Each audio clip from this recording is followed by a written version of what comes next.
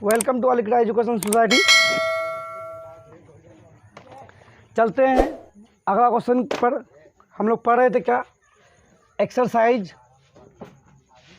6.2 का कितना number, 7 number. ठीक है, 5 6 पढ़ चुके थे, 7 नंबर पढ़ेंगे। उससे पहले मैं आपको एक आजकल के स्टूडेंट के लिए जो बहुत ही इम्पोर्टेंट और उम्दा शेर है, क्योंकि आजकल के स्टूडेंट जो है ना बहुत ही अच्छा ट्रैक पे चलता है। ये वाई जो है ना बहुत ज़बरदस्त ट्रिक्स है। ठीक है, वाई क्या कह रहा है, बोलता है ना वाई में आप जोड़ लीजिए। वाई का मतलब क्या होता है समझ रहे हैं आप लोग शायद, और स्टूडेंट सब तो बहुत खुश हो जाता होगा क्योंकि वाई समझ आता है। वाई का मतलब यू। ठीक है, अब यू से आप उससे पहले 3 वर्ड लगा दीजिए, क्या होगा, वाई खाली जगह यहाँ लगा देते हैं। ठीक है, समझ आता है। ठीक है, तो इसीलिए बाकी सबको मिटा करके हम आपको वाई इंडिकेट करके समझा रहे हैं। ठीक है, तो वाई क्या है, जस्ट लाइक दैट ये एक सक्सेसफुल का रास्ता है समझ लो, और ये अनसक्सेसफुल का रास्ता है। ये एस है और ये यू एस मान लीजिए आप। ठीक है, ये दोनों बातें ठीक है, क्योंकि इसमें आप ये बात ले लीजिए कि एल समझ लीजिए, यानी एल क्या बोला ना 143 समझ लो ना यार, 143 क्या बोलते हैं, हाँ 143 समझ लो इसमें। ठीक है, थोड़ा इंडिकेट करके मैं बता रहा हूँ, अनसक्सेसफुल नहीं, ये भी सक्सेसफुल ही समझ लो है। ठीक है, तो ये क्या है, अगर कोई बंदा यहाँ पर इस रास्ते पे है, जब ये बंदा रास्ते से चलने की कोशिश करता है, बहुत सारे मराइल से गुजरता है और सीधी रास्ता अगर पकड़ लेता है तो वो 143 में सक्सेसफुल हो जाता है। ठीक है, 143 में सक्सेसफुल हो जाता है। लेकिन यही रास्ता अगर वो टेढ़ा पकड़ता है तो यहाँ पर सक्सेसफुल था, लेकिन लाइफ से सक्सेसफुल होता है। तो टेढ़ा रास्ते में जाने में थोड़ा दिक्कत परेशानी, आंधी तूफान हवा, बहुत सारी मराइल से गुजरना पड़ता है, और सीधी रास्ता में आपको कुछ ही से नहीं जाना, डायरेक्ट सीधा आप समुद्र को पार कर लेते हैं। तो इसीलिए मुझे इसके लिए उसके शेर याद आया कि मोहब्बत ने जुल्मत को काढ़ा है नूर, मोहब्बत ने जुल्मत को काढ़ा है नूर, ना होती मोहब्बत ना होता ज़हूर। तो आजकल के जो बंदे हैं, खास करके स्कूल लाइन से जो पढ़ रहे हैं, तो वो ज़्यादातर तवज्जो दे रहे हैं किस पर, 143 यानी I hate you, I miss you, बाकी समझिए आप। ठीक है, तो इस पर ज़्यादा तवज्जो दे, इसीलिए क्या, मोहब्बत ने जुल्मत को काढ़ा है नूर, न होती मोहब्बत न होता ज़हूर। ठीक है, तो मैं उन स्टूडेंट से मौदाना गुजारिश करूँगा कि प्लीज़ अपने लाइफ जो है उसमें इन्वेस्ट कीजिए। लाइफ में कैसे सक्सेसफुल बनना है, इस रास्ता को अपनाइए। जो ये रास्ता जो है ना हर स्टूडेंट के लिए मजाक की बात नहीं है, सीरियसली बात है, सीरियसली पॉइंट है। क्योंकि जब इंसान का लाइफ अगर सक्सेसफुल में जाएगा तो उसकी रास्ता बहुत ही कठिन, बहुत ही आंधी तूफान, हर चीज़ से मतलब उसको सामना करना पड़ेगा, तब जाके वो सक्सेसफुल इंसान बन सकता है। इंग्लिश में एक कोटेशन है कि success often comes to those who dare and act, success often comes to those who dare and act. सफलता उसी को मिलता है जो कठिन वर्क को करने की कोशिश करता है और हमेशा करता है, और हर रास्ता से वो चलता है, तभी वो उसको सफलता मिलती है। तो सीधे रास्ता में उसको कुछ नहीं मिलता है। ठीक है, तो ये कहावत है कि इसलिए इस रास्ते में सीधा तो मिलेगा, सिंपल तो मिलेगा, जिस तरह पानी का धारा आता है, जिस तरह पानी का धारा चलती है, जब वहाँ आप खड़ा हो जाते हैं तो क्या पानी का धारा के साथ आप स्पीड चलते हैं। ठीक है, लेकिन अब जब अगर धारा इधर से चल रही है, आप उसका विपरीत चलते हैं, उसके प्रतिकूल चलेंगे, तो आपको क्या होगा, दिक्कत होगी, लेकिन सक्सेसफुल आप वहाँ बन सकते हैं। तो इसीलिए मैं अपने प्यारे दोस्तों से, अजीज़ दोस्तों से गुजारिश करूँगा कि आप इस रास्ता को चुनें, इस रास्ता को ना चुनें। ये रास्ता तो तुम 25 साल के बाद, सक्सेसफुल के बाद ये तुम्हारे पीछे आएगा ही। ठीक है, चलते हैं अगला क्वेश्चन देखें, क्वेश्चन नंबर 7। चलिए, क्वेश्चन नंबर 7 में क्या कह रहा है, प्रमेय 6.1 का प्रयोग करते हुए सिद्ध कीजिए कि एक त्रिभुज के एक भुजा के मध्य बिंदु से होकर भुजा के समांतर खींची गई रेखा तीसरी भुजा को समद्विभाजित करती है। याद है आपको कि 9th क्लास में आपने प्रूव कर चुका है। ठीक है, तो 9th क्लास में प्रूव कर चुका है, तो क्या आज नहीं प्रूव करोगे, बिल्कुल करना पड़ेगा। एक त्रिभुज है, इसको ए मान लीजिए, इसको बी मान लीजिए, इसको सी मान लीजिए। ठीक है, बोल रहा है कि ए बी से एक त्रिभुज है, त्रिभुज की एक भुजा ये मान लेता है। ठीक है, एक भुजा के मध्य बिंदु, यहाँ मध्य बिंदु ले लिए, मध्य बिंदु से होकर दूसरी भुजा के समांतर, दूसरी भुजा के समांतर, ठीक ले लिए, और दूसरी भुजा के समांतर खींची गई रेखा तीसरी भुजा को समद्विभाजित कर रहा है, ये आपको प्रूव करने बोला। ठीक है, यानी मतलब ये जो है ये यहाँ से मध्य बिंदु से लिया, इसको डी मान लीजिए, इसको ई मान लीजिए। तो कह रहा है कि डी से कोई बिंदु मध्य बिंदु है, यानी मतलब ए डी और बी डी बराबर है, तो आपको प्रूफ करने वाला कि ए ई बराबर ई सी है कि नहीं, ये प्रूफ करने वाला। क्योंकि तो इस तरह क्या है कि आपको क्या करना है, कुछ नहीं, गिवन पर लिखिए। तो गिवन में लिख दीजिए त्रिभुज ए बी सी में, त्रिभुज ए बी सी में क्या है, ए बी भुजा का मध्य बिंदु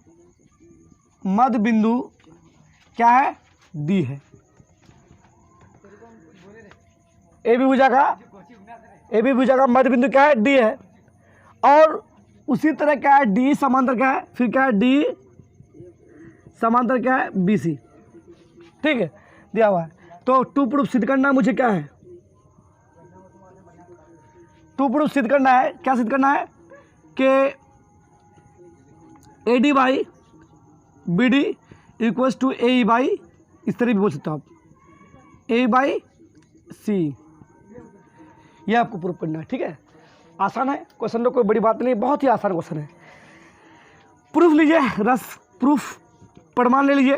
प्रमाण में क्या करना है, त्रिभुज इन ट्रायंगल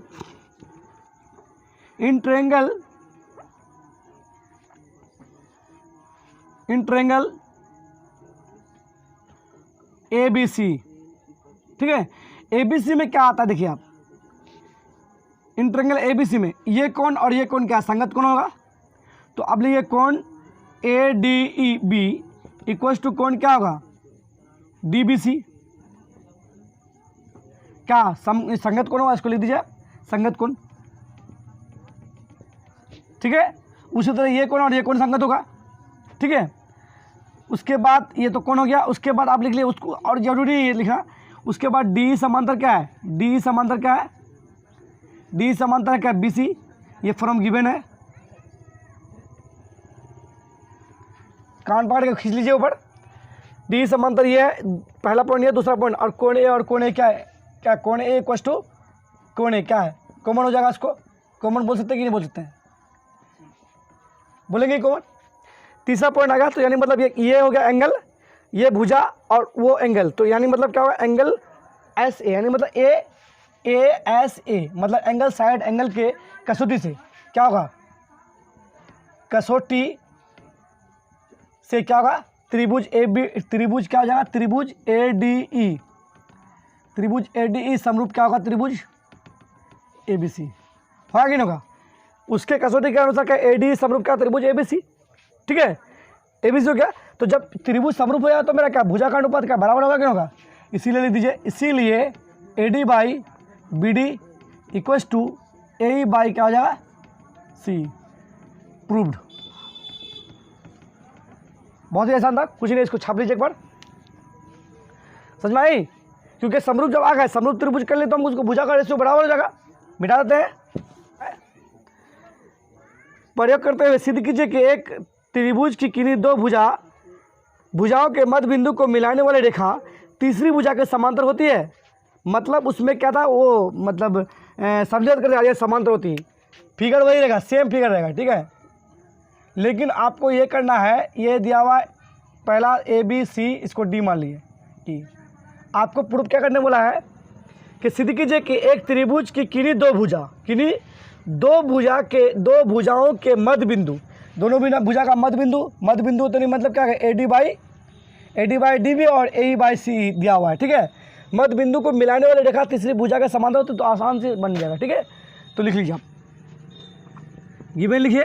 गिवन में क्या दिया हुआ है कि त्रिभुज ए बी सी में क्या है कि नहीं, त्रिभुज ए बी सी में क्या है, A D by D B equals to A E by C.